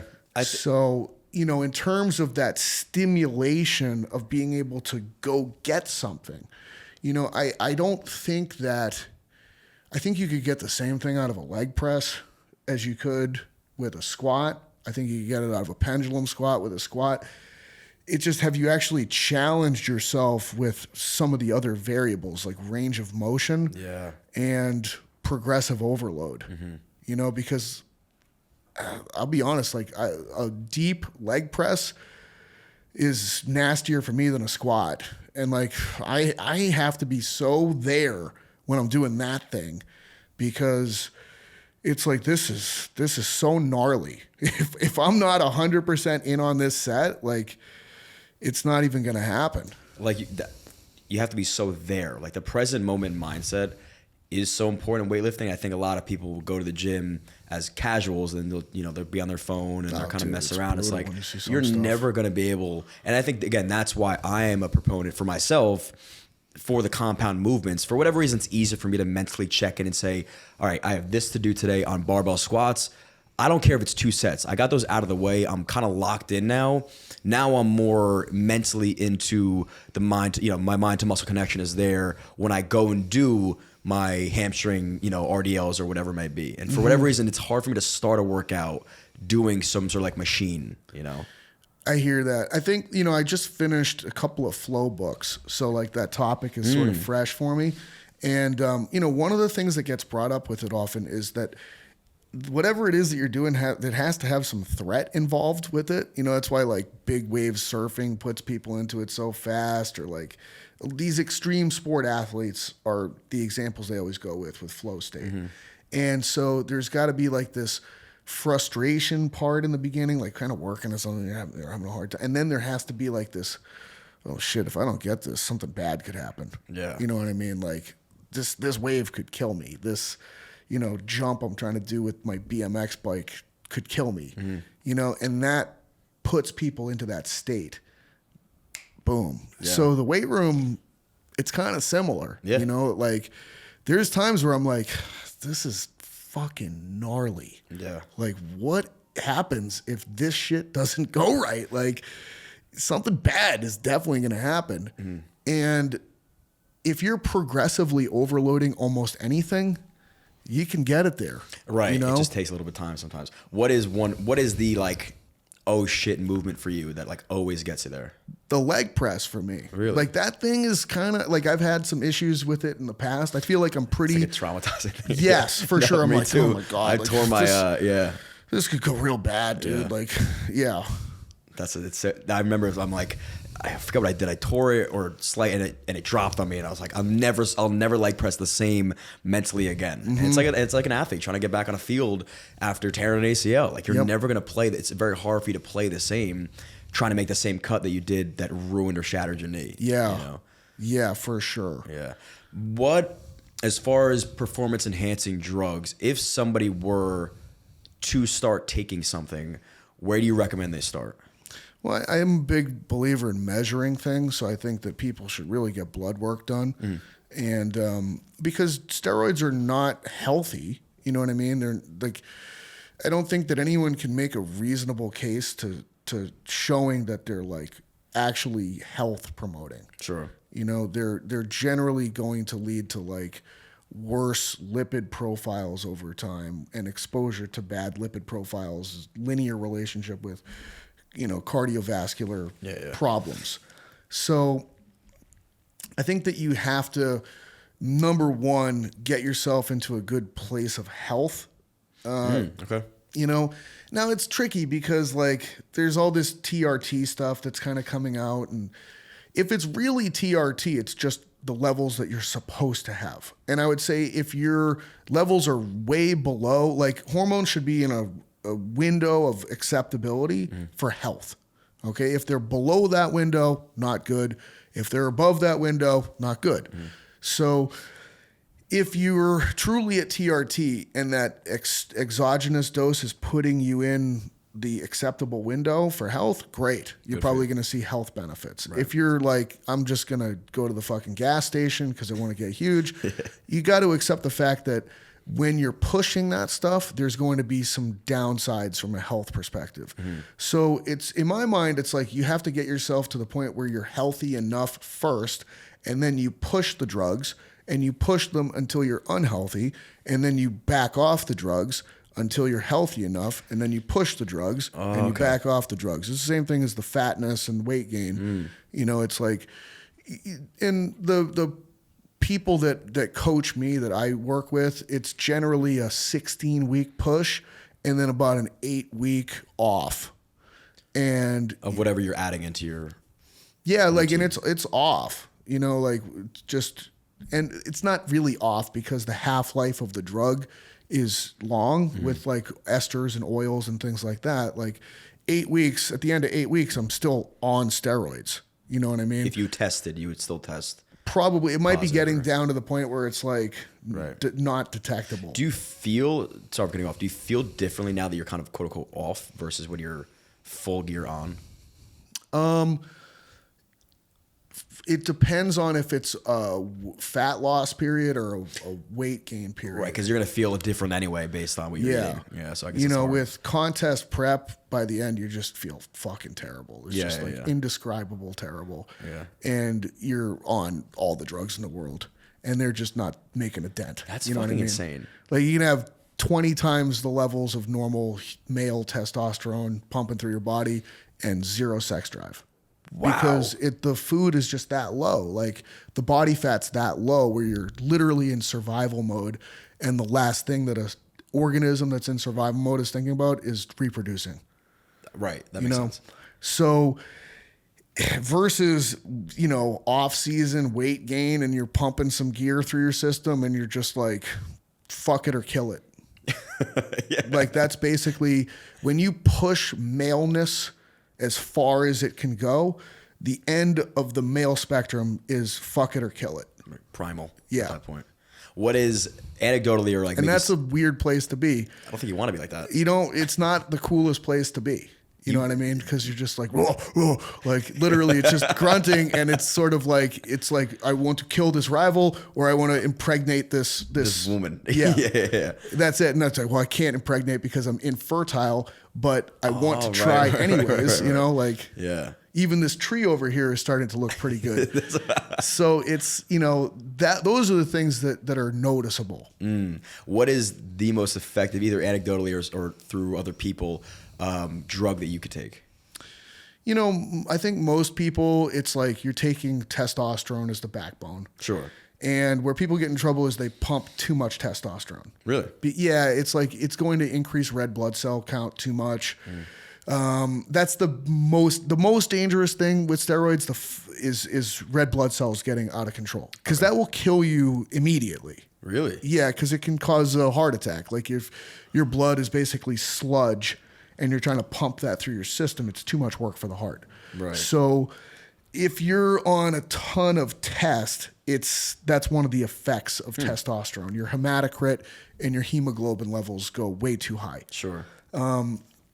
So I don't recommend people taking more than like 250 mgs a week of test. Wow, that's pretty low. Yeah. Oh, so even if you were trying to get on stage professionally, you would still keep your test that low? Really? Yep. So you got dudes blasting like 600 milligrams of Way test a week? too much test, I think. Huh. The health problems, the side effects with test are prominent. That is interesting. So you're keeping your test not low, but relatively low as far as a dosage standpoint. And then like what double TRT basically. Right. What is the next drug that you're you're looking at, most guys are going to go between Masteron and Primobolan. Okay. And those ones are, your DHT pathway drugs. So it's kind of a toss up with those. Like, do you want and it's going to come down to individual preference. Sure. And for me, I go with Masteron. The Primobolan just causes weird injection problems. Like it just gets hard under my skin. Like it just causes more pain. For other people, it's not a problem whatsoever. And it's like, Arnold's favorite drug was Primo. Primo has been around forever. It's, there's just less side effects. Like when guys start getting into things like Tren, and like Tren is just a lot of side effects, a lot of psychological shit. And, I think how are people to deal with when they're on Tren? I think that they tend to have more anxiety, more aggression, more things like that. Does it work as fast as people say it does? I think that it's more commonly used in contest prep by people. It's not like a real off-season drug. It seems to have an effect of decreasing glucocorticoids, like cortisol and things like that. So that's one of the main reasons that people will use it in contest prep, because your stress is up, your diet stress is up, so Tren will blunt cortisol levels. Really? Yeah. So if you're stressed, take Tren. Yes, but it will also have its own side effects from like an anxiety perspective. It's weird. Like I don't fully understand all of the pathways that it's operating on. It's a super powerful drug, and I think that people lean into it way too soon, way too much. I think you're way better off just with more milligrams of like a Masteron or a Primo. Yeah. And it'll have less side effects, less psychological side effects, just a smoother, easier drug. You get, most of the time, your responses are going to come from the milligrams, Got it. How much you're taking. Yeah. And then it's like, well, just avoid the compounds that have more side effects and pump your milligrams up through less side effect promoting compounds. Understood. If you're one of those guys doesn't give a shit about side effects, you want to look like a mutant in the off season, just get gigantic. What are you taking? I would still not stray. Like you're not going to get dramatically better results from, Halotessin and Tren and orals. You're just going to jack up your liver. Yeah. And you're going to have, Tren is going to have way worse blood markers in terms of HDL and Tren will just make your HDL go to zero. Okay. Like your LDL will go way up. You're going to have way more physical side effects that you don't like. You're going to have way more psychological side effects you don't like. And the reason people like Tren is because it's high milligram concentrations typically, it's take a lot. Or for whatever volume of milliliters, it's got a lot of milligrams. Got it. Okay. So you might have to take more of something else to hit the same milligram levels. But as long as you're in the same milligram range, you're going to get the same results. Yeah. Have you ever experienced or ran into guys that are doing like some crazy things, like by any means necessary to stupidest shit in the world? And it's not like they're getting much better results. Yeah, like what would one of those things be? I mean, just absurd dosages. You know what I mean? Where people are on, 4 grams of gear in a week, something like that. How does that fit in? How many needles is that? A lot. Jesus Christ. Or they're doing it through orals. You know what I mean? Orals are super, damaging on the system. there's people that just like think that orals are going to be better. Oh, somehow injecting is less healthy or something. You know what I mean? It's like the complete opposite. Yeah, girls popping antivirus like their candy. Yeah. Like, I just want to put on some. It's like you don't know what that's doing to your liver, and it's probably messing up your hormones way more than you think it is. Yeah, orals are just way more toxic. Mm-hmm. And if you want to avoid the problems, injectables are way better. Yeah. And then, generally a test and like a Master Honor Primo is what the most basic. Smart people do. Yeah. And then pre-contest, you have to probably start getting into orals over the last few weeks. Also avoiding some of these things that are like letrozole or Arimidex, like the aromatase inhibitors, the AIs. So aromatization is the process by which testosterone converts into estrogen. Okay. And people assume that you want to prevent that change. Mm-hmm. In reality, having more estrogen as a man is not that bad. Okay. Really? Number one, your sex drive is way more based on estrogen than testosterone. You want it higher? Yeah. Huh. For women, it's the opposite. They want that. So if a woman were to start taking testosterone, they'd be way hornier. Really? Yeah. And then for a man, so if you started taking testosterone as a man, you're not necessarily going to get hornier because of your test levels being higher. It's the estrogen levels. It's the estrogen levels being higher that are going to drive your sex drive. So if I want to get horny, I just take some estrogen pills. Yes. Really? Yeah. Does Amazon have estrogen pills? I don't need them. I'm kidding. Please. Estrogen's also very anabolic. Really? Yeah. It's the thing that really supports your immune system. It keeps your joints healthy. So when guys take AIs, it's like the only reason you take AIs is at the end of contest prep. It helps with like the drying out process. Okay, understood. Okay. But it's going to wreck your estrogen profile as a man. It's going to hurt your immune system. You're going to feel like dog shit. You're going to lose your sex drive. Your joints are going to hurt. Like it just wrecks everything. Like AIs are brutal on people. And a lot of times I'll hear about these longevity clinics prescribing AIs and I'm like, they don't know what the hell they're doing, man. Like, why would you ever do that to somebody that's not stepping on stage? They think that the prevention of test converting over to estrogen is going to have all these benefits. And for whatever reason, they're unaware of a lot of the newer information on how great estrogen is for men. Wow. Yeah. I would assume it's still a balance though, right? Like I wouldn't want my estrogen levels too high. Correct. You don't want it to skyrocket. And then test too low. Correct. That would probably have the same effects as the opposite, I would assume. Yes. Yeah, you don't want that either. But like even this idea that estrogen is what creates like gynecomastia in men, it's a lot of that is prolactin, which can come from 19 alpha alkylated steroids, like Tren is one of those, nandrolone is another one of those. But they have a prolactin conversion process, and like that's really associated with like breast tissue, like the painful lump that people get under their nipple or something like that. Yeah. So, that one is less estrogen than what people realize. And then there's like, this is like where you start having cobra problems and bringing in mongoose to solve your cobra problems. And now you got a mongoose problem. Like, it's kind of like you can solve for prolactin from excess 19 alpha alkylated by taking something called capergoline, but then capergoline like can potentially decrease your dopamine secretion in your brain, which would mimic sort of like it increases that. Oh. And so, but that can be problematic because that might set you up for Parkinson's later in your life. Holy shit. So yeah, but capergoline will make you insane as well, like in what will feel like a positive way. Have you taken it? I have. And you felt insane? Yes. From a dangerous behavior kind of thing of like. Almost manic? A little bit. Almost more like just meeting chicks and being like, hey, do you want to go to like some hotel down the road or something just like that? And like, but you're so confident and into it that they're like, yeah, let's do it. And you're like, okay, like, and now you're just in this caper and like living your life as though you're in a heist movie or something like that. Wow. It just really, that one made me more unhinged and just doing wild shit than like almost anything I've ever done. What was this called? Capergoline.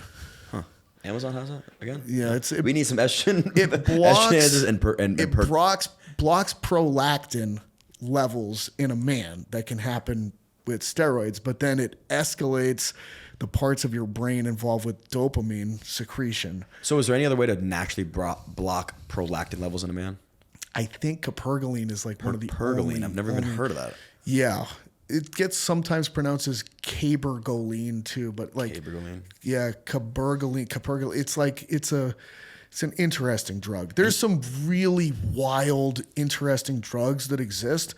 I think there's one called DNP that's like related to TNT, and they discovered it by people that were working in like bomb manufacturing plants that were getting unbelievably low body fat levels. Really? Yeah, so like if you take this drug, what it does is it breaks down ATP in your body. It just like an ATP is like the energy currency in the body. So it keeps breaking down the third phosphate and knocking it off, and then you have to keep rebuilding ATP, which is you have to burn like literally pounds of fat a day to keep repairing your ATP, repairing it. Now, if you take this drug, like has one of the smallest windows of dose that is effective and dose that kills you of anything that exists. So if you misdose it, you're dead. You're dead. Actual death. You're going to die. But if you dose it appropriately, you could burn literally 6 pounds of fat a day. But have you taken this? I have not. I've heard from people that have. That like it is the most miserable experience you're going to have for an entire day while this is in your system, because you're going to be so hot from all of the cellular activity happening to put back your ATP.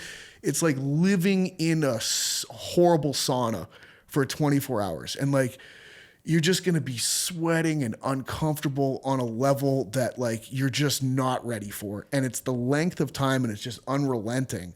And you probably are also thinking like, did I just take too much where I'm going to die? Right. Yeah. And but like you'll be in a cold shower and sweat through the shower. What the fuck? Yeah. So you take what, a daily dosage, and then you kind of only do this like maybe for a day. Like it's when guys are too fat at the end of their contest prep and they're like, man, I got to drop some body fat for this show that's coming up in like a week. It's like, that's an option that people have been willing to take. This is not one that's commonly used. It's like a psychotic one. It seems like there's stories, dude. Like there's stories of like old school power lifters that literally injected, what do you call it? The shit that's rat poison. Yeah. What? God, why am I blanking on that? Yeah, hold on. Now I have to look it up. Yeah. I know exactly what you're talking about. Yeah. Strychnine. Or is it? I thought it was something else. Well, strychnine is one of these things that will cause your muscles to fire on a level that's... Strychnine? Strychnine. Strychnine. Yeah, I think it's like Strychnine. Yeah. So I think strychnine was like originally... Highly poisonous, odorless, bitter alkaloid extracted from the seeds of the trees. Something and something else. Historically used as a medicine for muscle spasms and paralysis. Yes. But it's going to make your muscles contract maximally at tetanus. So I've heard of someone that injected this into their jugular vein before a max rep squat. Shut up. Dead serious. Like there is some serious psychos in the history of my God, man. Performance enhancing drug use. And that's a good one. That's as hardcore as I've ever heard. Really? Like strychnine to the jugular for squat performance. That's when you are committed. Like or crazy. Both. Yeah. I guess both is accurate. I always find it comical when people are like, "Oh, these PED users are such pussies or cheaters or whatever." I'm like, do you have any idea the level of psychoticness that goes into it and how hardcore people that are in this world are? They're just willing to die for a concept. For a concept, exactly. Yeah. Something that really doesn't matter to most human beings. Right. You guys just all came together and said, hey, let's pretend like this matters. And like, let's do this over and over again. And now I'm going to risk my life to commit to being the best at this one thing that, again, nobody else really cares about. Right. And I have a lot of respect for that. Yeah, might as well. Fuck it, right? And so that to me is like, it's like whatever you think about it, like thinking of that as like a kind of an example of being a wimp. Like, I don't know, dude. Like, it's such a level of commitment. It's crazy. Commit to something worth dying for, I guess. You know, whatever your thing is. But yeah, I mean, PEDs are a weird world, and like, it's like until you get into it, you don't even understand like how far-reaching that world is. Yeah, and you've always kept it very like you were always under the mindset of less is more, and always work your way up versus just blasting something. I think generally speaking, like with all things, like why would I do more than I need to when I'm making progress right now? Because eventually, if you follow this road long enough, it's going to take a lot to drive any level of progress. You know, like it's going to suck real bad pretty soon. Yeah. And a little bit after that, the level of suck is going to be on a level that's hard to imagine. Yeah. So might as well wait to get there. Let's enjoy this tiny window. It's like at the beginning of fat loss. You have like 5 weeks where it's pleasant. You know, it's like I feel pretty good. I got more energy. Like my body feels lighter. It's easier to move around. It's going to suck in about 5 more weeks. Yeah. And then 5 weeks after that, you're going to enter some realms of hell that you didn't know about before. And 5 weeks after that, you're going to be in a place that's like you're begging to get let out of. Yeah. So it's let the concept play itself out for a little bit, you know, and enjoy the easy early times, because that shit is going to get so real on you so fast. You're going to regret not taking baby steps in the beginning. Well, it's interesting because I saw you on your last days prior to show, and you never expressed that you were going through this hell. You weren't angry. You weren't mean. You kind of you looked the same. Yeah. Except you were way more shredded. You're like, oh, you know, this is my last day, and yeah, I'm tired, I'm hungry, but you weren't like reaching and saying this is the worst fucking day of my life. I try not to impose myself on other people. You know what I mean? You do a good job with that. I've always felt like the last thing I ever want to do is like impact someone else with my bullshit. You know, and that's hard to do. And the closer somebody is to you in your life, the harder that is. Yeah. You know? So it's generally like, and I think I've always kind of been that way. I've never really understood when I see someone that's kind of the opposite. I mean, look, like it's to each their own. Like but I try not to like let my shit flow into somebody else's life. Yeah, ruin my day now because you're pissed off. Exactly. Yeah. Like now I can think about the cardio because he did it. Yeah, it can happen. Yeah, it can happen. Yeah. And like I'm kind of a counter puncher in life. You know what I mean? Like I don't want to bother anybody. I have no interest in bothering somebody or going out of my way to piss somebody off. But if somebody does that to me for no reason, oh fuck, dude. Now I'm gonna have to pay you back for the rest of my life. Yeah, no, like you keyed my car, and now I gotta throw a fucking Molotov cocktail through your front window every Tuesday from now until we both die. Exactly. You know? Yeah. I remember, again, your process, or I guess like progression of suffering, right? I remember Stan Efforting talking about, you know, using or saving like your dynamite till the end. You know, any experience, because he actually trains a lot more women than men, which is ironic or interesting. And he mentions how like it's so hard for women to really get down because they're constantly in this deficit where, number one, their cortisol levels are skyrocketed. They're doing an hour cardio a day anyway. So like now where do you go from there? Right. Now you got to go to 2 hours and 2.5 hours. And like that's ridiculous, where try to burn and be as lean as possible with no cardio, or maybe just walking and then add cardio and see how lean you get. I mean, I notice when springtime comes around and I want to shed some body fat, like we were talking about before, I don't really move other than I'm either training or I'm in the gym, and I'm not moving other than that. If I start implementing walks, it could be a 20-minute walk every day. I notice in a week my body looks different because like it's adapting to something it's not used to. So if I was doing that every day in the wintertime and pushing cardio like crazy, you're not giving your body anything to then get excited to burn fat for, you know? Yeah, I know exactly. And I think of this topic as runway space.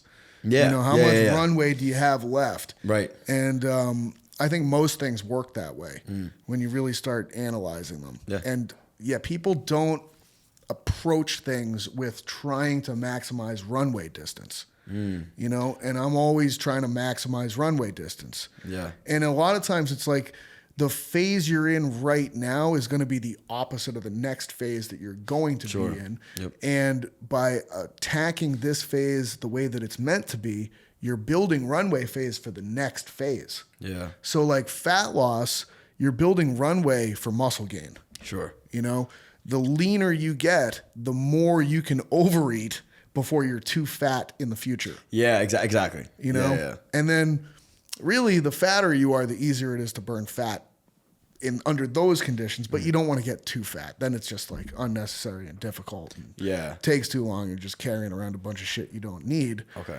But during that muscle gain period, if you are doing too much cardio and too much movement, you don't have that card to play. Yeah. You know? Because you mentioned like overeating, right? Is just eating at a surplus. If you are looking to bulk, do you recommend doing some sort of drastic, dirty bulk where you're eating, 1,000 calories surplus a day? No, I don't think that's the best way to do it. I think that you should probably, because that cuts your runway distance short. Like you want to be able to spend as much time massing as possible. Right. And the worse that you do your massing, the shorter time that you can do it for. Yeah. Versus if you kind of thread the needle and you're in a surplus, but it's like one that's maybe adding 1 pound to 1.5 pounds a week, you might be able to keep this surplus going for 25, 30 weeks. Yeah. Understood. Versus if you're gaining 4 or 5 pounds a week, with pizza and cookies and that whole thing, like, dude, you had an 8-week run, you're too fat already. You gained 15 pounds of fat in 8 weeks. That's, which can happen. Like that can happen. Well, especially if you're, again, like I would assume if you're enhanced, you could probably eat. There's drugs that help you eat more and then burn more and convert that energy into muscle, correct? I mean, PEDs are going to allocate your nutrients towards muscle tissue at a much greater proportion. Right. And where they're really crazy is like when you're in a deficit and you're holding on to your muscle tissue despite being in like a severe deficit. Or in some instances, people will gain muscle tissue in a severe deficit while they're on PEDs. And that's literally alchemy at that point in time. Right. You're fighting biology at that point. You're growing your muscle with the energy that you're liberating from your fat. You know what I mean? Like you're literally feeding your muscles with your fat. And enough to where you're growing your muscles. Insane. That's nuts when you really think about it. Yeah. And that's where it's like, that's not a supplement that you're going to get at GNC. Like that shit's not going to do that. Yeah. That's the lie. That's the lies you're, I guess, being fed when you're a young guy. Right. 16, 17, take all these things and waste their money. Yeah. Like that's not happening. But, with actual steroids, that will happen, particularly if the doses are up high enough. Yeah. And you can get away with eating like more of an asshole and not getting as fat because you're just shoving those nutrients into muscle cells. Right. But there still will be spillover, and inevitably plenty of people have overeaten their drugs. Overeating their drugs. Yeah. You get addicted. It's an addiction now to food and how much mass can you put on. Yeah. And all these different things. And it's like, you know what? Like restraint and less is more is kind of the name of the game. Yeah. Like patience over time with consistent training and mathematical eating will bring you there. Yeah. And drugs, they change the rate at which it's going to happen, but it's still slower than what you want. Right. You want nothing. Yeah. Yeah, exactly. Yeah. Well, this has been fun. I'm happy that you came in. Thank you. We do end every podcast by asking our guests 2 questions. Yeah. Throughout life, what has been the lowest of your lows, and then follow that up with what has been the highest of your highs? Boy, that's I've had some lows, dude. I've had some lows because I'm a recovering drug addict and alcoholic. Yeah. So I've been in some lows with that stuff. I've been going through divorce as a parent, and that's brutal. This might be as right on par with that. Like, it's just a different animal, I feel like, ending a relationship with a child involved. Like, that is something I was not prepared for psychologically, emotionally, on any level. You know, I've lost jobs that were like careers. You know, that's been brutal. That's a hard pick. You know, these are all really hard picks. I think probably being a real low bottom drug addict though is probably the worst I've ever felt. You know? Did you realize it during it? How? Oh yeah. And you just couldn't change it? No. What finally made you change? Getting absolutely the shit kicked out of me and waking up the next day in jail, and then not being able to be let out of jail because even after being there for like 15 hours, my blood alcohol count was over the legal limit still, where they were like, how are you still this high? And it was like, oh, you must have really consumed a lot. Like, Yeah. Good on you. That's impressive. But yeah, I mean, like there's some people that are unmistakable. You know what I mean? Where you just have this incomprehensible fool that's like falling over and hurting themselves. And like that was me on a daily basis. Like I just had no fucking off switch. You know, just one of those people. Yeah. So yeah, I think it's probably the worst because that's just like not able to function in society. So you got out of jail and then said, this is time for me to change. You know, I couldn't get out of bed for like a week. Holy shit. Yeah, because I was just so beat up and like... Oh, like physically beat up? Yeah. Okay. And then, yeah, it was kind of like, this is... You know, I still have an ego. I still have... That's all I had at that point was an ego. You know, like, I'm too good for this shit. And, yeah, I was lucky enough to where I got in a good recovery program with some good people. Good for you. That's awesome. What about the highest of your highs? I think it was probably, there's a couple of them that sort of come to mind. One of them was actually winning the state championship in high school in baseball. Okay. Like that was the fucking coolest run I've ever been part of. Like our team caught fucking fire and we just went on this magical run. That whole experience with everybody on that team, it gives me goosebumps now thinking about those games and those bus rides and like everybody involved, the coaches, like, and then just that day of that game and winning it, like, oh my God, it was unreal. Yeah. You know, I think like I got a job at Springfield College where I did my PhD program and I was like the first student to get rehired there to be a professor. And it was because I had done a great job as a student there. I made an impression on some of the right people. And I remember when I interviewed for it, I knew that I crushed the interview day. I remember getting the call from the dean of the school in my car and hearing him tell me that they were going to go with me and hiring me. Like, I think that's maybe the best I've ever felt. You know? Yeah. Like, of course, that one turned into one of the lowest of the lows because I ended up losing that job in just like a really negative experience kind of a way. Yeah. You know, getting fired 3 years later. And it was just like, that was the first time as a sober adult that I had failed at something. You know, because I had got myself sober at 23, 24 years old. Oh, so post-college. And I had, and then I had gone on a rampage of success. Okay. And that was the first time where I had kind of really fucked up bad.